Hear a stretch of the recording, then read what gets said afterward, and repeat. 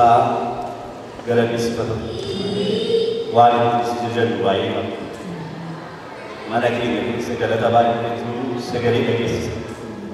Ulfaatu mammoo sagalee kennu fedhu nuti dubbannu raawulee jirru ta'ee bifa keessaan harka qabii gara fuulduraatti nu beeksisa. Maqaa Gooftaa Yesuusiin ameen. Torban darbee warri iddoo kana turtan yaadattu waa'ee ija jiraataa godhachuu haasa'u. Waaqayyo waaqa ija namatti godhuudhaan namoota isaarraas ija barbaadaa jedhu kitaaba irraa kaanee Yohaannis 5:14-16 ture garii namoota danda'etti ture yoo jiraattan daqiiqaa muraasa keessatti isa torbee dubbadhee walitti isin qabuu yaala akkas faana butaniif waan ani isin garboome yoo gootan isin firoota kootii ani garboota isiniin jedhu garbichi waan gooftaan isaa godhu hin beeku ani garuu firoota koo isiniin jedheera waan abbaan koo irraa dhaga'e hundumaas isin beeksiseera. Isin anaan fo'adhu anatu isin fo'ate dhaqxanii ija akka godhataniif iji keessanis akka jiraatuuf maqaa kootiinis abbaa waan kadhattanis akka innis ni kennuuf ani isin kaaseera jedha. Horii duubaan dhageessu beeysi. Waaqayyo yeroo nama waamu ija daanaa hundaan yookiin darbee hin jiraanne perpetueetiin goone darbee nama biraa bira hin geenye keessa keenya. Iji Waaqayyo itti keessa keenya taa'ee ija jiraata. Kanaaf yeroo hundumaa yeroottis yeroo maleettis Waaqayyo warra saduukaa bu'anirraa ija barbaadaa jedha. Waa'ee mukasaa harbuu Gooftaa Yesuus Kiristoos bira ga'ee ijarraa barbaadee dhabee lammaffaa iji sitti hin ta'in yeroochi as deebi'u mukichi goree arganii bartoonni isaa raajeffatan sanaa dubbannee turre. Kutaa sana yoo laatan yeroon suni yeroo itti harbuun ija godhatu turre jedha. Harbuchi tufaan qabate hin dubbata ta'e narraa hin eegamu jechuu danda'a. Inni yeroo malee ija namatti gochuu danda'u akkaataa namni hojjetu alatti hojjete ija namatti baay'isuu danda'u. Gooftaa Yesuus Kiristoos garuu jarraa barbaada. Waan jedhamu kan nu baay'ee yeroo kun yeroo kun kanaaf haala gooftaan dubataa jechuu dandeenya. Garuu ija nutti godhutti yeroo nuti jireenya keenya kaafu yeroo nuuf hin mijannetti ija nutti gochuu danda'a. Jenneetu namatti ija godhachuu danda'a haasa'u. Namni ija godhachuu danda'u nama dubbii Waaqayyoo barachuun yookiin qorachuun of kenneedha. Nama jaakaa dubbii Waaqayyoo keessaniif nama garaan isaa banan nama dubbii Waaqayyoo nyaachuudhaan yeroo hundumaa keessa isaa qopheeffatu nama yeroo Waaqayyootti dubbatu cilaafatu nama sagalee Waaqayyootti of kennuudha. Sagaleen Waaqayyoo keessa namaatti dubbata waan ta'eef sagaleetti jireenya isaa wajjin wal fudhachiifatee akka dubbichaatti nama jiraachuudhaaf dhama'u sanatti Waaqayyo deddeebi'ee ija godha. Akkas jedha jennee dubbiin isaa ergee isaan fayyisee boolla du'aa keessa isaan baase. Dubbiin Waaqayyo fayyisaan. Dubbiin Waaqayyo geggeessaa. Dubbiin Waaqayyo himiyaa. Hamma nyaatan miyaa. Wanti nyaatanii hin beekne dharraamu. Wanti nyaatanii tokko yoo mana argannee nyaadhaa jennee dharraamu. Nyaannee beeknu taanaan dharraa'uu dandeenya. Yoo nyaanni garuu yeroo hundumaa miyaa hin miyaa akkas namni Waaqayyo yaa Waaqayyo gooftaa maccaa ani kan keeti yoo dubbii kee kun argadhee akka nama buddeena nyaatutti sana nyaadhee innis garaa koo gammachuu fi qannoodhaanii guutee hin miyaa jedhan. Pressure pressure ifam Ermiyaas pressure nanyaaɗe natti miyaa obbola tokko marsanii addunyaa kanarra wanta baay'eetu jira. Wanta sammuu namaa xureessu, wanta jireenya namaa qoseessu gosa baay'eetu jira. Odeeffannoo fudhannu keessaa odeeffannoo irratti goosisuu qabu. Sagalee Waaqayyoo dubbii waaqayyoo yeroo qabaadha. Wanti lafarraa kun hin darbu. Waaqayyo garuu bara baraan jiraata. Lammaffaa irratti nama gaba'umsa jireenya isaa eeggatudha. Jireenya isaa qulqullummaatti, qajeelummaatti akka waaqayyo turutti nama eeggatu. Jireenyi keenya dubbii nuni dubbii caalaa dubbatu. Namichi itti jedhani. Ijoollee lama qabaa jedhani. Mucaa ishee tokko mana isee baadiyyaa geengoo beektu. Isee mana citaa ilfiinii ijaaran sana balbala lixanii ba'an cichaa fuudhii duraan. Isee tokko balbala fuulduraarra dhaabee isee duubaa balbala duubaarra dhaabeetu xinnoon deddeebi'a maqaadha gara waldaatti hin sodaanne nama akka tasaa fayyadee. Ijoollee naannoo duubaas naa ilaalaa fuulduraan naa ilaalaa waan fuudhaa jedhee. Isee gad dabalamee uumamee jedhu godhanii. Iseen fuudhaayyee naasee hangafa balbala guddaadhaan dhattee iseen kuti sun balbala duubaatti fiidee dhufte baay'ee naan achi obboleetti godhee egaa asii lolatee gaasachiin si arguu jedhe. Isa achi nargu jalaa lolachuu hin danda'amu. Inni 24/7 ilaala. Kan nuni qajeelota ta'an, kan nuni qulqulloota ta'an, diddibannee bareednee nama irratti mul'achuu keessa keenyaan waaqayyo irratti jiraachuudhaan jireenya dhuga ba'umsaa qabaan. Waaqayyo nu gargaaru. Biyya lafa hamaarra jira. Sadaffaa har'a mata duree nuyi irratti ilaallu inni sadaffaan nama araara kennuu fi fudhachuudhaaf qophaa'aa ta'e ija godhata. Nama dhiifama gochuuf kan tureessu daarii qabaate. Nama dhiifama gochuuf yookiin araara si'akkee gochuuf akkasuma immoo nama araara isaa godhuuf banaa ta'e. Araarri gara lamatti deemu hin kennamaa hin fudhatama. Nama waan taane wayyakkaaleen waldaa keessatti wal yakkinaa, mana keessatti wal yakkinaa, hawaasa keessatti wal yakkinaa, iddoo hundumaatti walitti bu'aa wal gudubaa deemuudhaaf. Araara kennuuf, araara fudhachuuf, jireenyi amanaadhaa, jireenya dhiifamaa keessa jiraachuuf. Deebi'ee badhiisa.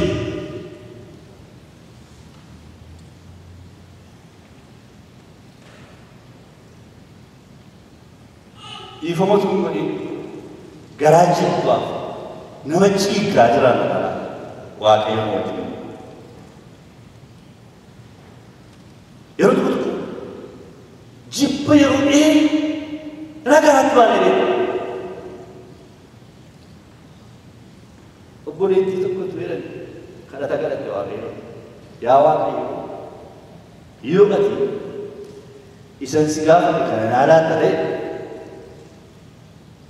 akkasitti kadhatte mucaa waa kadhatte. Yoo ati mucaa naa laatte ani seexanaan abbaa kiristiinaa gaafadhe. Gaaffii amma gaafadhe. Yoo ati mucaa naa laatte ani seexanaan abbaa kiristiinaa kadhadha. Abbaan kiristiinaa mucaa kootii seexanaa jedha. Afaanii bahee gooftaa namaa ta'anii inni boo'inaa afaan dhaggeeffate. Inni batti achidhaan asirraa waan guutuu wal'aatti. Gaafa tokko karaa deemti. Egaan Oromoon akka mala isaatii muka jala taa'ee wal araarsan. Muka jala taa'aniiti. Yaa obboleessu adaraa waaqayyoo dhiisi. Hin dhiisu dhugaa waaqayyoo ta'e. Inni tokko dhaabatee kadhata. Dhaggeeffattee duukaa buteen akkasattillee karaa dhiyeessu maaloo mucaa kootiif abbaa kiristiinaa naan kaatu jettee. Mala namatti walbeennaa eeyyama warra wal barate. Ani yeroo mucaa argadhe jettee naan kakuun galee yoo ati mucaa naa kennitee ani seexanaan abbaa kiristiinaa gaafadhe jedhee gaafadhe ati immoo araara diite waan taateef ati gaa garuma sana jirta eeyyaadha. Waaqayyo siifan dhiisu giiftii koo jedhee achi gargar yaa jala na dhiisa no dhiiseera. Obboloota kun dhiisuun gatii namaan baasisa. Eenyu ulfaata dhiisuun of tuulummaa ofii didanii malee cimsuu nama gaafata. Maal abbaa shiitu qaban mul'ate nama gaafata. Eenyuun gadi taa'ee taasisa. Utuu ta'e ibsatu si miidhee sirna deebi'e. kan bututi kan du'es malee ati maal gootes si jajjabeessa isarra jechuun nama baay'ee huni dhaga'iidha anoo deemee miti jilbeenfadheen dhiifama gaafadhaa inni qopheessuu qabna jechuudha. Waaqayyoon gargaaru. Mi'a beeknu araara kennanii fudhachuu. Yaa ergasii Phexros gara Yesuusitti dhiyaatee gooftaa obboleessi koo si'a meeqa yoo na yakkeen isaaf hamma si'a torbaatti jedhe Yesuus deebisee ani hamma si'a torbaatamii torbaatti malee hamma si'a torbaatti siin hin jiru jedhe Yesuus itti dhufee akkasumas mootummaan waaqaa mootii hojjettoota isaa irraa gatii lakkaachuudhaaf murtoo godheetti kan fakkeeffamaa jireen yoon si'a torba dhiifama godhee fi si'a meeqa godhaa jedhe bartuun gooftaa keenya Yesuus Kiristoos Maatewos 8:23 yeroo dhiqanaa ayyamtaa torba si'a torbaatamii torba si'a 490 namaanii baay'ee nama mana nu yakkinu jiraame lakkaati deebi'ee mana tokko si'a 490 namni si yakkee jira isa bara dheeraatu garaa keenya keessa ta'a isii kanallee dhiisu isa kanan dhiisu rizeervishaa fi dhagaa toofadha isa sanan dhiisaa isa kanan dhiisu Yesuus immoo hundumaa isaa dhiisaa ameen ameen har'aa sirna kennaa qulqulluu isinii kennu foon Kiristoos siif kan kenname dhiisu cubbuutiif dhiiga Kiristoos siif kan dhangala'e dhiisu cubbuutiif saba si dhiifametti gaddaa mataa Muusaa dhuftamite Yesuus Kiristoos dadhabbii kee jibba kee hundumaa fuudhee fannoo sana irratti rarraase. Sababa inni sana irratti rarraase ati yoo ol jettee beektaadha. Malee utuu qullaa keenya salphina keenya namatti agarsiisaa ni fuula isaanii fuullee isaa nama dhaabatu. Waaqayyotu ulfina isaa baatee irra deddeebi'a keenya cubbuu keenya nu dhiisee mana isaa keessa nu jiraachisa. Maqaan isaa bara baraan kan eebbifame haa ta'u. Leetti keessa nu taate Waaqayyoon galateeffadhaan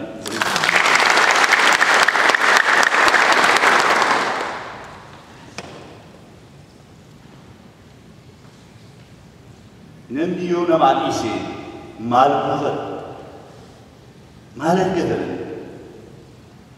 mee waan isin argattaniif dhimma tokko Waaqayyo duratti kadhanni keessanii dhaga'ama. Ameen. Namni yeroo nama hiiku banaan mootummaa Waaqayyoo isaaf hiikama. Waaqayyo gurra isaa gara nama sanaatti qaba. Qobaattis dhaggeeffata, saba gidduuttis dhaggeeffata. Afaanni kee afaan isaa. Kanaaf kadhata gooftaa keessaa buleettii koo kareetuun inni seensila nu dubbifte kan inni dhufeef akkuma nuyi waan nu yakkineef dhiifne yakka keenyas nu dhiisi jennee kadhata. Nuyi dhiifneef nuyi fidhanneerra nama wajjin araara goone ani namni idaan irraa qabu hin jiru jennee dhaabanne ija jabaannee kadhannu si tokko tokko hidhaa baay'een gola keenya keessatti jiru si tokko tokko dhiisuudhaaf araara nuti jennu ija jabaannee mirga keenya utuu falmannuuti ija jabaannee waaqayyoon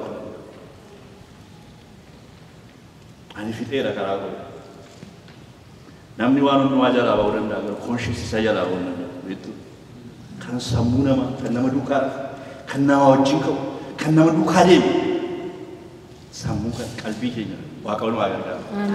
Ameen. Waaqayyo ayyaana isaa nuuf baay'isa. Tanis dhukkubata qulqulluun qulqulleessinaa baay'isa. Namoonni dhiisuu dadhaban rakkatan bari biyya lafaa keessatti kan nu baay'ee jiru. Akkaataa isaa darbee lafa. Waaqayyo ayyaana isaa nuuf baay'isa. Waaqayyotu kadhannaa keenya dhaggeeffata dhaga'amuu barbaadda. Without any precondition. Akka wanta Waaqayyoon dhaga'amu wanti namaa caalu hin jiru godhu. Waaqayyo isin dhaga'u yoo dide rakkina keessa jirtu. Bara luba eegi keessa waaqni cufaa ture sagaleen isii darbee Waaqayyo biraa dhufa malee hin turre. Eeginii fi sabni sun Waaqa cufamaa jala ture. Namni ifoon godhe Waaqa cufamaa jala jira. Tajaajiluu danda'a. Deddeebi'uu danda'a mana Waaqaa keessa waan itti tolutti waaqeffachuu danda'a. Garantii miti. Ana addana dhaabadhee iyyuu kanneen namoota aadaa qabatu na komatanii preconditionii tokko malee dhuguma guddaadha. Ofuma. Waaqni waa gargaara. Kanaaf dhiifama yeroo goonu dhaga'amu. Kan nuni gara mana Waaqaa dhufnuuf immoo dhaga'amu. Mitiire kan nuyi jilbeenfannuuf argamuu Waaqayyoo fuula Waaqayyoo argachuuf. Kan nuni kadhannuuf Waaqayyoo wajjin dubbannuuf isa biratti iyyanni keenya himanni keenyaaf kadhanni keenya akka dhaga'amu akka aarsaa foolii isaa ta'ee Waaqayyoo duratti akka oolmamu. Kanaa asumadhaan guyyaa digdamii tokkoo fi kadhatiin kadhatu gara Waaqaatti ol hin baane ture. Mitiireedhaan asuma keessa jechuudha. Waaqayyoon waa gargaara. Lammaffaa nuti warra aarii araarri ta'uu keenya biyya lafaatti mul'isuudhaaf namootaaf dhiiga. Anaaf iyyuu Waaqayyo utuu waan tokko isaan godhin naadhiis waan ta'eef si'iisa namaan jedha. Anumaan iyyuu tarii ani sobduu, tarii ani hattuu, tarii ani hinaaftuudha. Tarii obboleessaaf ta'uu koodhaa kan ta'e keessi koo diinummaan jibbaan guuteera. Yesuus araara sii godheera. Gatii koo isatu baase. Kanaaf biyya lafaatti seexanatti Yesuus sababa fannoo irratti gatii koo kaffalee baasee araara naa godhee fi namaaf araara godha jenna. Biyyi lafaan beeka. Yeroo nuni isteepi jala qabaa fudhannee gara namootaatti deemnee mana isaanii dhannee rurrukunnee seekeera si balleesseera siree ejjedheera. Amma garuu araara naa godha. An karaa koo fixeera yeroo.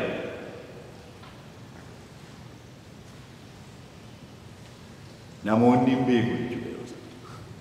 Biyya lafaa keessa isaaniidhaan ijoollee araara. Nama qaaleeffachiisa yeroo godhu kiristiyaanota walitti fiduu hamaa. Baay'ee ulfaata warruma mana Waaqaa keessa jiran amantootuma walitti fiduun hin salphatu. Tibuamuma barbaadu ani nagee madaa'ee du'ee malikoo madaa waggaatti dambu dhashee akka har'aatti haaressee keessa jiraata. Jala na Waaqayyoo birrii akkasiin akkaawuntii irratti seevii gootan malee jibba akkasiin seevii gootan barbaadu. Birrii keessan akkaawuntii nama bulchadhaa jibba garuu bulchadhaa. Kaadhaa walii keessa waan gaarii seevii godhaa waan gaarii bulchadhaa waan gaarii qabadhaa waan gaarii isin darbii. Garjibba gargar ba'uu inaaffaa dhiifama namaa dhabu garaa keessa jiraata. Ta'uun isaa isin ijoollee Waaqayyoo. Kanaaf yeroo dhiifnu biyya lafaatiin ijoollee Waaqayyoo jennee dubbanna. Ani mucaa Waaqayyoo waan ta'eefanii dhiise. Sadaffaa araara gochuun obboleessa keenya iddootti deebi'u. Mana hidhaatii ba'a. Amma gaafa araara gochuun namtichi mana hidhaa. Sababa goofu. Amma gaafa araara si godhee jechuun namni sun rakkina keessa jiran beeknu malee spiritually in prison. Sheenii jira jireenya isaa hojjetee milkaa'u tajaajilee milkaa'u waaqayyoo ittiin si godhame sun hafuurri nama sanaa hin qabaata. Kanaaf nama sana yeroo hiiknu nuni yeroo nama sanaaf araara goonu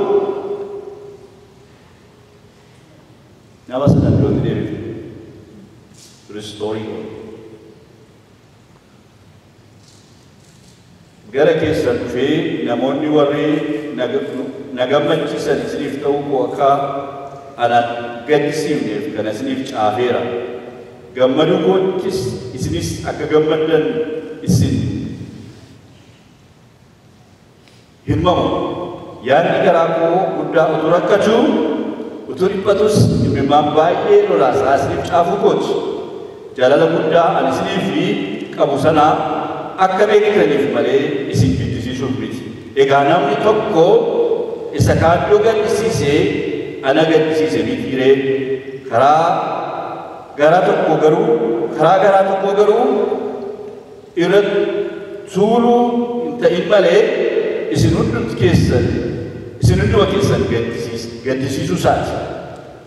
Nama akkasii kanaa adabni baay'een keessan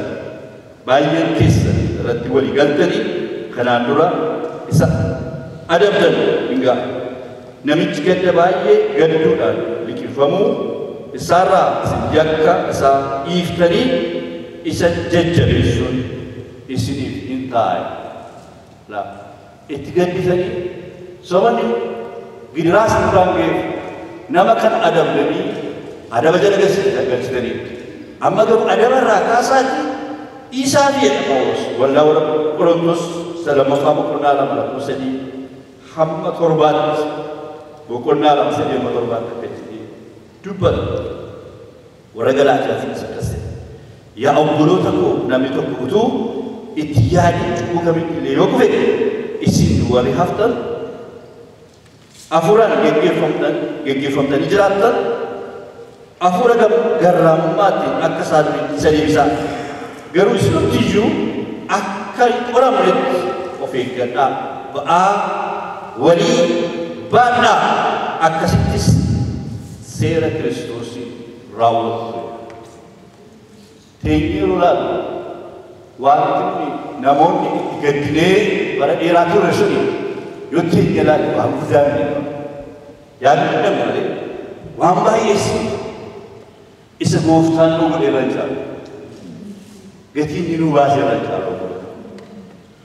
Kanaaf nama sanaa dhiisaatii ristoorii godhaa yeroo iddootti deebisaa jiru walitti dhufeenya isaa wajjin qabdan haaressaa Waaqayyo wajjinis walitti araasaa jechuudha. Namaaf yeroo dhiifnu nuuf isa gidduutti walitti dhufeenyicha iddootti deebi'aa Waaqayyo isa gidduuttis walitti dhufeenyicha iddootti deebi'aa jechuudha. Yoo garuu nama sanaa dhiisuu dinne anaa wajjin gargaarteera Waaqayyo wajjinis akka inni waliin arginu goona. Hiinee keenya Waaqayyo warra nama hiiku ta'e warra nama hiiku godheen waa. Ameen ameen. Duubatti dhagaamaa sagalee koo waan kanatu na rakkisa waan ta'eef torban darbe horii duubaan nageenya waan jettaniif an deddeebi'ee sin gaafadha. Waaqni hiikamaaf sin ta'a. Hawaasa keessatti, mana keessatti, ollaatti, isa beektanitti, nama hin beekne, nama hundumaa biratti nuyi meeshaa hiikama Waaqayyooti malee warra nama hidhan. Kanaaf yakka baattan jirtu yoo ta'e fuula Waaqayyooti ilaalaa. Utuu isin darbin namni sun isin jiru sanarra galgala bilbilaati. Bar tokko iddoo tokkotti akka itti waan dhabnee ture ani iddoo sana hin jiru har'a Waaqayyo na hiikeera isinii karaani. Maa hiikanii geessu. Waaqayyoon waa gargaaru. Araarri yeroo goonuu obboleettiidhaaf obboleessa obboleettii iddootti deebifna Waaqayyo wajjin walii keenya wajjin. Nafsuffaan araara yeroo goonu araara gochuun yaada seexanaatu fashalaa isa diigaa isa tamsaasaa isa tokkummaa diina tokkummaa qulqullootaa isa ta'e isa tokkummaaf araarri jaalala isaan galle isa hatuuf butuuf ajjeesuuf gad darbatan isa garaa namootaa miidhaan guutusan isa garaa namootaa keessaa meenya nyaatu isa namoota calluma jedhee wal nyaachisu sanatu harka duwwaa qabu. Inni mu'ameen harka duwwaa qabu. Gaafa ifnu waan ittiin kasasu qabu. Roonni jilbeenfatu ammati sofii jilbeenfataa jiru. Waan ittiin loluu qabu seexan yeellaa simna Yesuus Kiristoos biratti immoo mo'ichaa gara. Abuuree Waaqayyoo gammada. Mee obboloota kuteenyaa yaadu. Waaqayyo maal faanu dhiiseenu maal faanu godheenu eessaa nu fideenu namoonni boollee duwwaaraa deemuun jirtan ammas keessa jirtu. Namoonni seenaa qabatanii amma filatan Waaqa seenaa keessa jijjiiree nama gurguddaa seenaa. Oolmaa Waaqayyoo kan himneef hin dhaamu. Kanaaf isa yaadanneetu seexan harka duwwaataaf ishee gooftaan ishee haifatu. Ameen ishee ifatu. Ameen. Seenaa obboloota wal nyaachiif hammeenya garaatti natti. Durii kaafnee jiru jirti itti fuftee qaayilii fabeetii wal ajjeestee walitti natti dhiiga isaanii galaa. Hinaaffaa attamitti aarsaa obboleessa kootii fuula waaqoolatti fudhatama eegu garaa isaatti dubbii galee jechuudha. Waan beekamsiisu ture. Tiksitoonni lootii fi kana biraa lafa bal'aa tokkoon wal dhabanii wal lolanii. Durumaa kaaftee garaa namaatti hammeenya waan lafa irratti garaa namaatti hammeenya nama marashii. Yeroo garuu dhiifnu seexanaa kan waame. Min kasaasina. Maqaa waaqayyoo bara baraan kan ulfaata. Ija godhachuuf inni shanaffaanii inni nama dubbachaa ture waa'ee araara gochuuti kan argamudha. Nama kadhataan dhufeenya isaa waaqayyo wajjin eeggatu. Jireenya kadhataa namni jiraatu yeroo hundumaa jedhamu. Namni waaqayyo wajjin dubbatu. Yeroo darbe macaafa Nehemiyaa irratti leenjiirra ture. Jireenya Nehemiyaa keessa waan guddaa akka inni dallaa gara waggaa 700 kasfiixee diigamuu isaa ture. Guyyaa 52 keessatti akka inni ijaaree xumuru kan isa ture. Dursee waaqayyo wajjin dubbachuu isaati. Namni waaqayyo wajjin dubbatu hin milkaa'u. Waaqayyo wajjin namni dubbatu ija godhata. Daani'eel namoota isatti isarratti kaan kan inni jilbeenfachiisuu danda'e jireenya kadhataati. Warra isa jibban isarratti kaan kan inni jilbeenfachiisu caafa Daani'eel raajichaa boqonnaa 6 lakkoofsa 10 yoo ilaaltan kas jedha yommus Daani'eel caafatichatti milikiin akka godhame beekee gara mana isaa keessaas gara kutaa isaa manarratti isa qaawwi isaa gara Yerusaalemitti garagalee banamee jirutti ol ba'ee akkuma dur guyyaatti si'a 3 gochaa tures waaqayyo isaa dura jilbeenfatee hin kadhatee galatas isaaf galche. Akkuma dur godhe ganama guyyaa galgala dhiyaata waaqayyooti. Waaqayyo immoo warri boolla leencaatti isa darbatan yeroo isa darbatan dhimmicha gidduu gala. Namni kadhatu waaqayyo fi gidduu galaaf. Ija godhachuun kana caalee gidduu galuu waaqayyo argachuurraa kan caalu hin jiru obboloota koo yeroo kadhannu waaqayyo ija nutti godha. Waaqayyoon kadhadhaa. Inni itti aanu namni ija godhatu nama hojjetu. Ija godhachuuf baay'ee hojjechuutu namarra jira. Karaa fuulaas ni bitamu, karaa fooniis hojjechu. Namni waaqayyoodhaan hiilbee bitu nama hojii hin jaalladhu. Hiilbee jechuun nama guyyaa raafatu halkan hojjetanii dhuftee raftanii rakkoo qabu. Warra halkan hojjetan biyya kanaas ni ayyamameera. Nama hojii irratti gadi bu'uun jaalladhu biyya keenyaa biyya Suwiidinitti social welfare kun baay'ee gaariidha. Namoonni tokko afaanicha baruu barbaadan afaan itti rakkiftuudha waan ta'eef anuu afaanni kunis naan taane kun sisteemii keessatti eegu waan karaa manaa kaffalamu waan nyaataman kennuu fi namaa wal hin taane namaa gadi hin taane nama giddu galeessa rakkataa tokko ta'anii jiraatu biyya namitti fayyutti. Biyya sanatti garuu warra afaan baratan warra sisteemicha galan guddataniitu deemanii achuma tafu. Waaqayyo biyyaa kan inni nu baasuuf nu milkeessuuf. Ameen. Carraa baay'ee waaqayyo fuula kee dura kaa'eera bola. Hojjedhaa waaqayyo nama hojjetutti gammada. Namichas fuudhee jannatee keessa isa kaa'ee akka inni tolchuuf qaqqajeelchuuf jedha seera uumamaa boqonnaa 5:15 irratti. Fuudheetu jannata keessa kaa'e akka inni waan akka inni duukaadhaan akka inni bareechu akka inni bifatti godhuuf itti gaafatama itti kenna. Itti gaafatama fudhachuun barbaachisaa lamaati ofii. Itti gaafatama fudhachuun barbaachisaadha. Waan iddoo hojii keenyaati.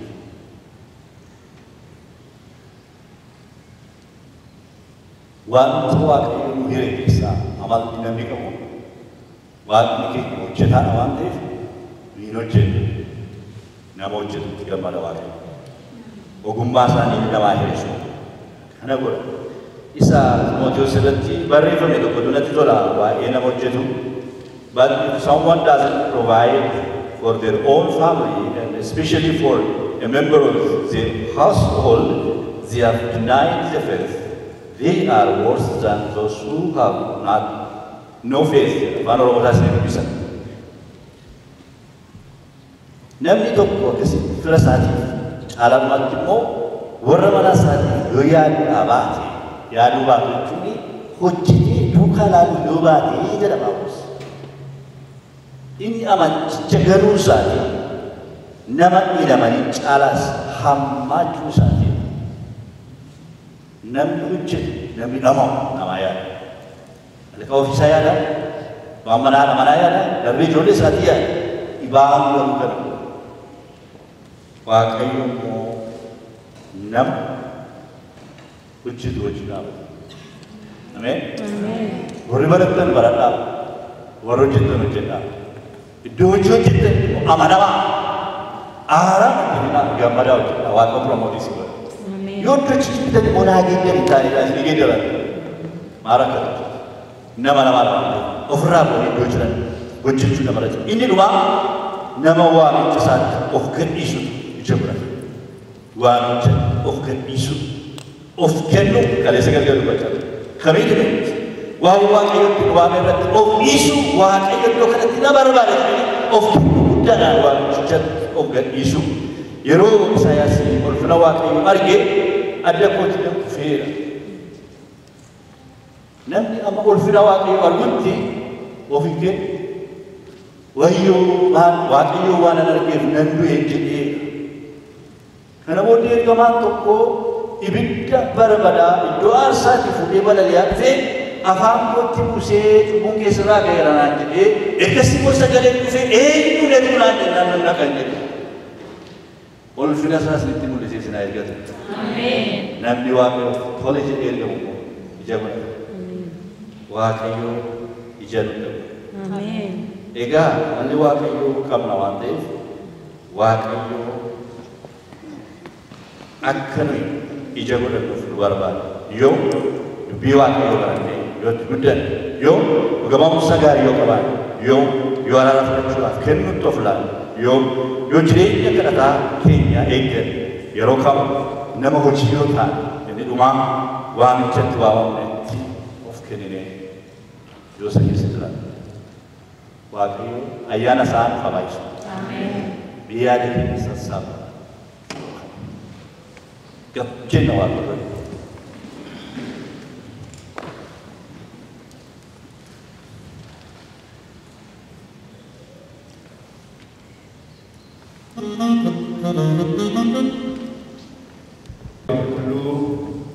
Abbaa keenya dhugumaa maqaa gooftaa keenya Yesuus Kiristoosiin yeroo hundaa iddoo hundumaatti si galateeffachuu fi ulfina siif kennuun qajeelaadha.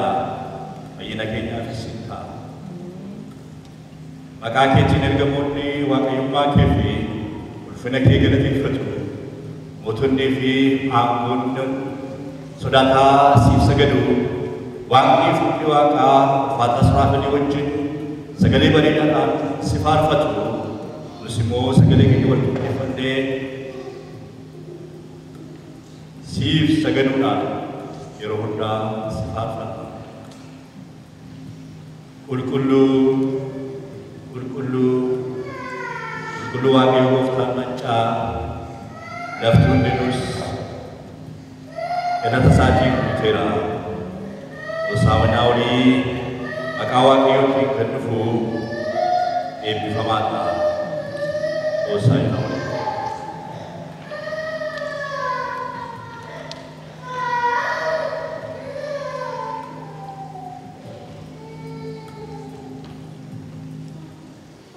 Gooftaan keenya Yesuus Kiristoos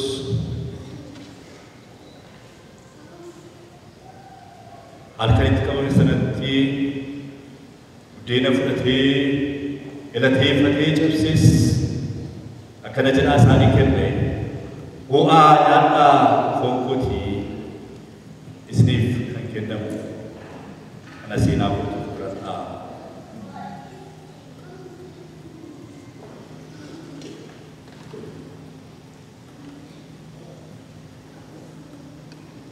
Akkasumas immoo ormaata booddee ofoo fudhatee galateeffatees akkana jedhaa isaaniif kenne kanatti dhugaa hundumti keessa ofoon kakuu haaraadhaa dhiiga kootii isiniif kan dhangala'u dhiisuu cubbuutiif yeroo irratti guddan hundumaatti seenaa kootiif fudhadhaa.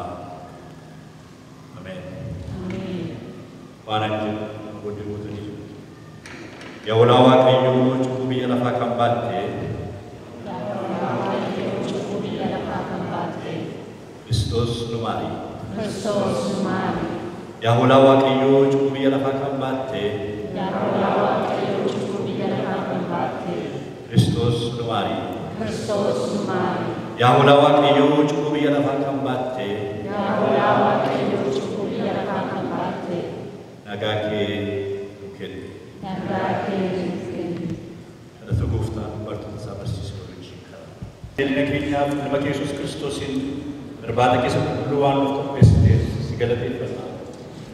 Seenaa dhiphunaaf du'ee du'aa ka'uu Yesuus Kiristoosiin akkanuma immoo fayyina keenyaaf lafarratti irbaata qulqulluu akkuma fudhannee Waaqa irratti isa qophaa'u maaddii keessa bara baraarraa hirmaattuu akka taanuuf ayyaana keetiin akka ittiin nu geessuuf si kadhanna.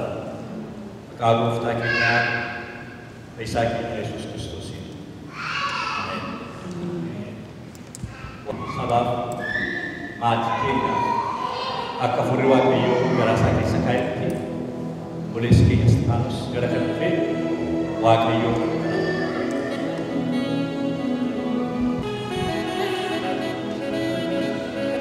karena mataa keenya gadi qabannee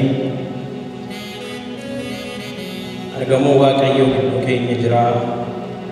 Isanni yaadannoo kootiif godhaa jedhee dhangala'uu dhiiga isaa dirmammaa foonsaa fakkeenya kootiif yaadannoo kootiif godhadhaa jedhe fudhanneerra. Isa keessa immoo nagaatu jira. Isa keessa immoo fayyinatu jira. Isa keessa immoo boqonnaatu jira. Dhiigni Kiristoos kaleessa dhangala'e, dhiigni Kiristoos qaraanioo gubbaatti dhangala'e har'as bulluqaadha. Humna fayyisu, humna qajeelchu, humna suuqu, humna geeddaru, humna buqqisu of keessaa qaba. Humni dhiigichaa har'as iddoo keenyatti hojjetaa jira. Humni dhiigichaa gola keenyatti, humni dhiigichaa jiruuf jireenya keenyatti, humni dhiigichaa baraaf deddeebii namummaa keenyaa keessatti nagaa bara baraan nu kennee nu gaggeessaa jira. Har'as immoo inni nu wajjiniin jira. Ani isinin dhiisu inni nuun jedhe bara baraan nu wajjiniin jira. Ani isinii wajjinan jira inni nuun jedhe bara baraan nu wajjiniin jira. Saba Waaqayyoo akka namoota Waaqayyootti mataa keenya gadi qabannee yaadaaf qalbii keenya hafuura kadhannaa keessa goonee Waaqa isa hundumaa danda'u kadhanna. Warra socho'uun isiniif malu duubaan socho'a, kanaa achi garuu gamiidhaan fuula Waaqayyoo duratti kadhanna. Tolaadhaaf amanamaa danda'a waan hundumaa kan taate yeroo hundumaa bara hundumaa teessoo ulfinaarra kan jirtu Waaqa Abrahaam, Waaqa Isaaq, Waaqa Yaaqoob, Waaqa abboota keenyaa waa'ee yeroo kanaaf si galateeffanna. Waa'ee yeroo kanaaf maqaa kee isa qulqulluu ol qabna. Waa'ee yeroo kanaaf humna waaqummaa kee dinqisiifachaa si galateeffanna. Maqaa Gooftaa Yesuus Kiristoosiin maqaan kee kan eebbifame haa ta'u. Maqaa Gooftaa Yesuus Kiristoosiin maqaan kee kan eebbifame haa ta'u. Gaarummaa kee irraa kan ka'e fuula kee dura jirra. Baay'ina araara kee irraa kan ka'e fuula kee dura jirra. Humna waaqummaa keetiin gaggeeffamnee fuula kee dura jirra. Jaalalaaf araara kee nu baay'ate lakkoofnee fuula kee dura jirra. Har'as ati Waaqa keenya jennee si waaqessuuf fuula kee dura jirra. harras ati abbaa keenya jennee si dinqisiifachuuf fuula kee dura jirra harras nuuf dhagaa goleeti ati jennee si fuuldura jirra maqaa gooftaa Yesuus Kiristoosiin galanni siif haa ta'u maqaa gooftaa Yesuus Kiristoosiin galanni siif haa ta'u Itu akka jiru keenya itu akka deddeebii keenyaati warra bannu turre warra moofaa abaarsaa turre baay'ina araara keerraa kan ka'e garuu dhaabannee jirra jaalala waaqummaa keerraa kan ka'e garuu dhaabannee jirra marsaa diinaa caccabsinee dhaabannee fuula kee dura jirra golgaa diinaa nurraa saaqxee fuula kee dura nu dhaabde kanaaf si galateeffannaa galanni walii waaqarratti lafarratti tola maqaa kee kadhatu ameen jennaa galanni siif haa ta'u ameen jennaa galanni siif haa ta'u fagootti gaarummaa kee dubbanna dhiyootti gaarummaa kee dubbanna keessi keenya gaarummaa kee dubbata jireenyi keenya gaarummaa kee dubbata namummaan keenya araara kee baay'isa baay'ina araara keef galanni siif haa ta'u baay'ina araara keef galanni siif haa ta'u baay'ina araara keef galanni siif haa ta'u ammas yaa abbaa angalawun dhiiga kee cabuun lafee kee dirmammaa'uun foon kee yaa abbaa dhiifamuu cubbuutiif dhiifamuu cubbuu yaa abbaa akka nu walii dhiifnu akka nu wal barbaannu akka nu waliif yaa waaqayyo dolaannu dubbiin kee qulqullaa'aan nutti meera dhiifamuu cubbuutiif si haa galatu araara nu gooteef si haa galatu araara nu ta'eef si haa galatu araarri nu ta'e kun maqaa Yesuusiin gola keenya taafu araarri nu ta'e kun gidduu keenya taafu araarri nu ta'e kun walii keenya gidduutti nuuf haafu warra dhiifama walii goonu warra dhiifama keessatti wal ilaallu akka taanuuf yeroo maleetti ayyaanni kee nu haa dammaqsu laabbaa ammas fuula kee dura jirra ana malee waa gochuu hin dandeessan jette si malee waa gochuu hin dandeenyu dubbannee dhageessisuu hin dandeenyu hiixannee bira ga'uu hin dandeenyu tarkaanfannee bira ga'uu hin dandeenyu ammas maqaa Yesuusiin hafuurri kee gidduu keenyaa buufatu warra dhukkubsataniif ayyaanni waaqummaa kee kan diriire haa ta'u warra dhibee garaagaraa qabaniif ayyaanni abbummaa kee kan diriire haa ta'u waaqayyo warra garaan isaanii cabeen fayyisa madaa isaaniis walitti qabeeyyiidha jedhamee kuma caafame warri dhukkubsatan maqaa Yesuusiin kan fayyana ta'ani dhiigatti lafeetti hidhatee kan yeroo malee isaan jedhu ilkeen dhukkubaa maqaa Yesuusiin kan buqqa'aa ta'u dameen dhukkubaa maqaa Yesuusiin kan fottoqaa ta'u iji beekaa kan arge iji meeshaa kan arge yaa waaqayyo beekaan kan irgee kan itti mallattoo argerraa kan ka'e yaa waaqayyo sodaachisaa jiru kan hirriba dhoowwisiisaa jiru galgala kana maqaa Yesuusiin irraa kan cabe haa ta'u maqaa Yesuusiin irraa kan cabe haa ta'u hirriba isaaniitiin kan lolu irraa kan cabe haa ta'u nagaa isaaniitiin kan lolu irraa kan cabe haa ta'u maqaa Yesuus Kiristoosiin irraa kan cabe haa ta'u humni bofichaa humni jawwichaa kan qabame haa ta'u kan qabame haa ta'u dhiigni qulqullaa'aan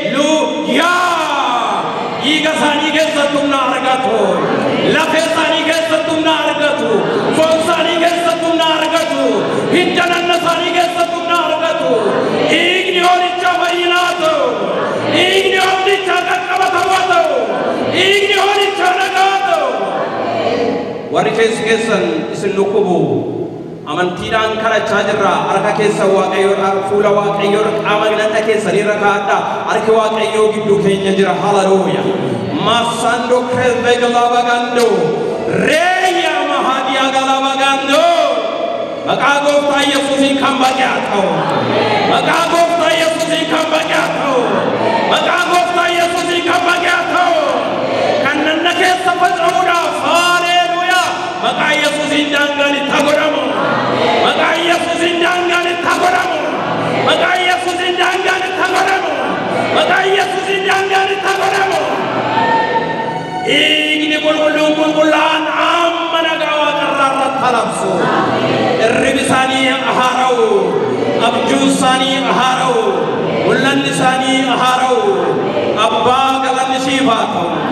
Abbaa galanni siif haa ta'u. Abbaa galanni siif haa ta'u. Abbaa galanni siif haa ta'u. Abbaa galanni siif haa ta'u. Abbaa galanni siif haa ta'u.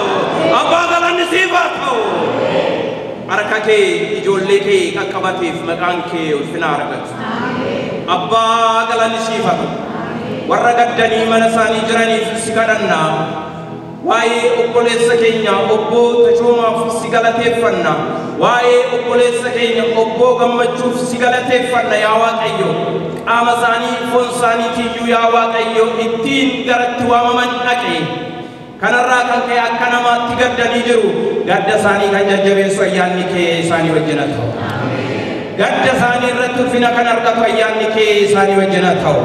Gadda isaanii kan irraanfachiisu, gadda isaanii kan dagachiisu humni waaqummaa kee isaanii wajjin haa ta'u. Yaadaaf qalbii isaanii to'annaa ayyaana keetii jala gochuun fedha keef jaalala kee nuuf ta'u. Ammas abbaa yeroo kanatti si kadhanna. Waa'ee waldaa keenyaaf si kadhanna. Waa'ee dadammaqina wangeelaatiif si kadhanna yaa Waaqayyo. Kiristoos ifa biyya lafaa akka ta'e walii keenyatti ifa taane isa fagoo jirutti ifa ta'uu akka dandeenyu maqaa Yesuus Kiristoosiin hidhata hafuuraa keenya jabeessuun jaalala kee nuuf haa ta'u. Hidhata walii keenyaaf qabnu jabeessuun fedha keef jaalala kee nuuf haa ta'u. Isa dukkana keessa jiru, isa hidhaatti qabamee jiru, isa yaa Waaqayyo marfama diinaa keessa jiru bira ga'uu akka dandeenyuuf hafuura dammaqe nu laachuun jaalala kee haa ta'u. Yaada dammaqe nu laachuun fedha kee haa ta'u. Hafuura dammaqe nu laachuun fedha kee haa ta'u. Baroota biliiniif daariiwwan nyaatanii deebisee naaressa jette maqaa Yesuus Kiristoosiin barri nyaatame kan haara haa ta'u. Barri biliidhaaf daariiwwan nyaatame maqaa Yesuusiin kan haara haa ta'u. Akka sabaatti barri nu jalaa nyaatame kan haara haa ta'u. Akka waldaatti barri nu jalaa nyaatame kan haara haa ta'u. Akka dhuunfaatti barri nu jalaa nyaatame maqaa Yesuusiin kan haara haa ta'u. Bara keenya nuuf haaressi. Tokkummaa keenya nuuf haaressi. Deddeebii keenya nuuf haaressi. Jaalala keenya nuuf haaressi. Kiristoos nurratti mo'i. Kiristoos nurratti mo'i. Kiristoos nurratti mo'i. Kiristoos nurratti mo'i. Kiristoos nurratti mo'i. Iji diinaa nun argin. Hamaaniif hammeenyi bareecha keessa socho'u nun argin. Manni keenya nagaa waaqarraan kan guutame haa ta'u. Deddeebiin keenya nagaa waaqarraan kan guutame haa ta'u. Murtiin keenya nagaa waaqarraan kan guutame haa ta'u. Reema sagaleen ulfinaa nurratti dhangala'u. Sagaleen nagaa nu gidduutti dhangala'u. Sagaleen ulfinaa nu gidduutti dhangala'u. Galanni tolli dabarre tola maqaa kee bakka'u. Sabni Waaqayyoo Yesuus Kiristoos gooftaadha haa jedhu. Yesuus Kiristoos gooftaadha jedha. Caagodhaa gooftummaa isaa labsaa. Caagodhaa labsaa gooftummaa isaa. Caagodhaa labsaa. Ati gooftaadha si haa galatu. Arrabni ameen jedhe arrabni gooftummaa irratti labse nagaan isaa kan baay'ate haa ta'u. Nagaan isaa kan baay'ate haa ta'u. Marsaa diinaatti abidda haa ta'u. Ilkee diinaatti abidda haa ta'u. Utubaan isaa kan jabaate haa ta'u. Nagaan keenya kan jabaate haa ta'u. Abbaa galanni siif haa ta'u. Abbaa galanni siif haa ta'u. Abbaa galanni siif haa ta'u. Kan kee bara baraan haa eebbifamu. Hojii wangeelaa guutummaa wayya lafaatti hojjetamu.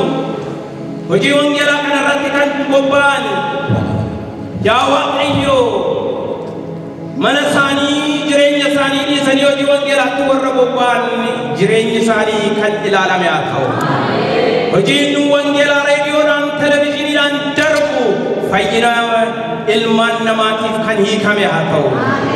Gaarummaan kee saba kee isa dhaggeeffatu. Gaarummaan kee isa dubbii kee dabarsu irratti ulfina argatu. Nagaan biyya lafaa irratti yaa Waaqayyo boora'aa jiru hin argita. Nagaan isiniif kennu jette nagaan ati nuu kennitu maqaa Yesuus Kiristoosiin mootota biyyaa irratti ulfina argatu. Warra biyya bitan warra seera baasan warra seera tuman irratti ulfina argatu. Nagaan ati kennitu duwwaan maqaa Yesuusiin biyya lafaa kana kan seerrate kan dhaale haa ta'u. Nagaan ati kennitu haleluuyaa. Nagaan ati kennitu biyya lafaa kan dhaale haa ta'u. Addatti si kadhanna Maaloo waaqayyoo waa'ee biyya keenya waa'ee yaa waaqayyoo iddoo handhuurri keenyatti itti kaabeef waa'ee saba keenya waa'ee lammii keenya achitti habeef si kadhanna uleen bara lakkaa'ee saba kana irratti wal geedda'e maakaa jaalaa baagana mandura labadiyaa inni dhiiga dhangalaasu inni cabee dhafu maqaa Yesuus Kiristoosiin kan qabame haa ta'u walii jennee jennaa kan qabame haa ta'u yaa Yoosaafiit yaa saba Yerusaalem lola kanatti kan loltan isin miti isin iddoo qabaddaa dhaabaddaa maakaa jaalaa baagana mandura labadiyaa أنا كلمة برسنا أنا تزيدي لولة برسنا هرسنو لولورا فتأمنا ماذا إيجا دعنا فالمورا فتأمنا ماذا ما كمان شيء فالمورا فتأمنا ماذا لا فيش أبي جرينا من شيء فالمورا فتأمنا ماذا نورانتا مكان كبر برانة بفمو نورانتا مكان كبر برانة بفمو نورانتا مكان كبر برسلت أبا ورّج ميشا جبا ورّ يا واتيو لينجي جبا كمان سبكة دورسيزه سبكة سوداتيزه أتيجارو أوكاساني وني مكتة يا واتيو سبكة بلوچلات تتا أمس مكاي يسوع كريستوسين سبكة نيرت كله سبكة نيركا جوكم برباد أوكاساني وني مكون جالا لكيا أوكاساني وني مكون جالا لكينو فتو الرمي ساني وني رمكامو أبا أغلى نشيفته أنا تلولا يتسيا أغلى أنا تسني فلولا يتسيا أغلى بيوان جيلا كينو تجي سيستم مكان كه بفهم أما سينكرا نافولا كينو تسمبو